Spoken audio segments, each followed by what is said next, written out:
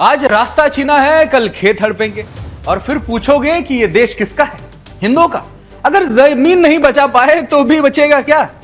फिर वही होगा जो यूपी के बहराइच में हिंदुओं के साथ हुआ। बहराइच में एक हिंदू धर्मस्थल को तोड़ डाला गया है। धर्म ध्वजा को ध्वज नोच कर उल्टा लटका दिया गया है। धर्मस्थल के आसपास लोग पेड़ों को भी काट डाल रहे हैं, जिसमें हिंदू समाज जल चढ़ाता था। इस मुद्दे पर ना कांग्रेस बोल रही है, ना सपा और ना कोई इस्लामिक संगठन, तो आप छोड़ ही दीजिए। यह हिंदू आस्था पर सीधी चोट है। आप तस्वीरों में साफ देख सकते हैं कि कैसे ये धर्मस्थल टूट पड़ा है। यहां पर लगे कुछ पेड़ भी थे जिसकी पूजा की जा रही थी। उन पेड़ों पर जलाभिषेक किया जाता था, उन्हें भी जबरन काट दिया गया है। और यहां पर लहराता भगवा भी जिहादी जमातियों की आंखों में चुभ रहा था, जिसे उल्टा लटका दिया गया है। यह सीधा संदेश है हिंदुओं को, जो कर सकते हो कर लो, हम तो नहीं सुधरेंगे। जरा सियासत का दोगलापन भी देखिए। उत्तर प्रदेश के फतेहपुर जिले में एक अवैध मजार पर हिंदू संगठनों द्वारा हथौड़ा चलाने का आरोप लगाया था, तो हाय तबाह मच गई। कांग्रेसियों ने तो फतेहपुर कूच का ऐलान कर दिया था, तो दूसरी तरफ सपाइयों ने यूपी विधानसभा में ही इस मुद्दे पर जमकर हंगामा किया। उनका बस चलता तो इस मामले को राष्ट्रीय आपदा घोषित करवा देते।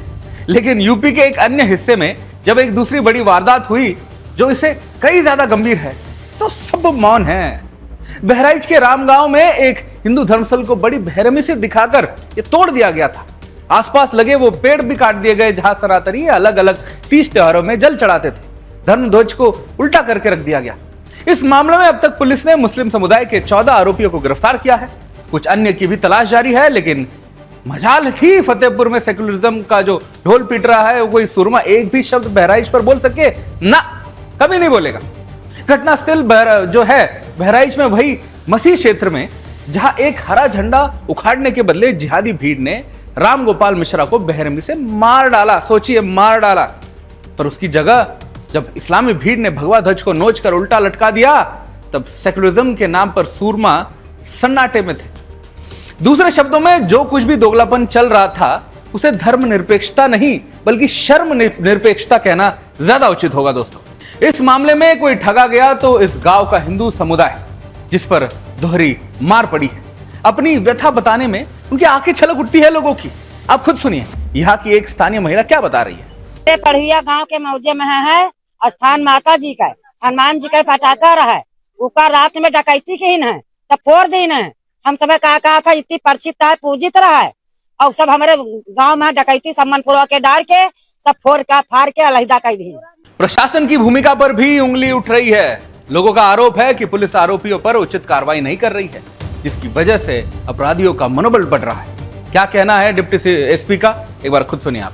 ग्राम पड़ोहिया अंतर्गत थाना रामगांव पर अंकुर वाजपेयी के खेत के नीम के पेड़ों को कुछ अराजक तत्वों के द्वारा काट दिया गया। वहीं पर स्थित देवस्थल को क्षतिग्रस्त किया गया और वहां पर लगे हुए झंडे को उल्टा करके रख दिया गया। उक्त घटना के संबंध में थाना स्थानीय पर सुसंगत धाराओं में अभियोग पंजीकृत कर लिया गया है। विवेचना के क्रम में 14 व्यक्तियों को सामाजिक सौहार्द बिगाड़ने एवं कानून व्यवस्था के दृष्टिगत माननीय न्यायालय के आदेश के क्रम में जिला कारागार में निरुद्ध कर दिया गया है। पुलिस द्वारा जन सहयोग से देवस्थल के चबूतरे की मरम्मत करा दी गई है। इसमें यह उल्लेखनीय है कि उक्त देवस्थल ग्राम समाज की बंजर भूमि पर निर्मित है। पूर्व प्रधान श्री वीरेंद्र वर्मा एवं उनके सहयोगियों के द्वारा जुलूस के निकलने के वैकल्पिक मार्ग के लिए मांग की गई है। स्थानीय प्रशासन के द्वारा उभय पक्षों से बातचीत करके इस समस्या का निस्तारण कराया जा रहा है। विवेचना के क्रम में वैज्ञानिक साक्ष्य संकलन की कार्यवाही प्रचलित है। पुलिस के द्वारा भ्रामक तथ्य फैलाने वालों के अराजक तत्वों के ऊपर भी सतर्क दृष्टि रखी जा रही है। मौके पर कानून एवं शांति व्यवस्था सामान्य है। कांग्रेस को फतेहपुर दिखता है, बहराइच क्यों नहीं दिखता है? भगवा ध्वज नोचा गया, देव वृक्ष काटे गए, लेकिन कोई राहुल, कोई अखिलेश, कोई प्रियंका, कोई नजर नहीं आई। क्या हिंदू आस्था की बेइज्जती अब सेकुलरिज्म का नया पैतरा बन गया है क्या?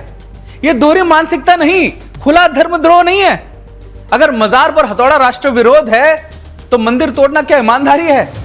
कब तक हिंदुओं की सहनशीलता का गूंगापन समझा जाएगा? सवाल यही है कि भगवान नोचने वालों पर भी वही गुस्सा क्यों नहीं आ रहा है जो हरे झंडे को हटवाने वालों पर दिखाता है? क्या भारत में अब सिलेक्टिव सेकुलरिज्म का खेल खुलेआम खेला जाने वाला है, या अब इसे शर्म निरपेक्षता कहना जाना ज्यादा उचित होगा?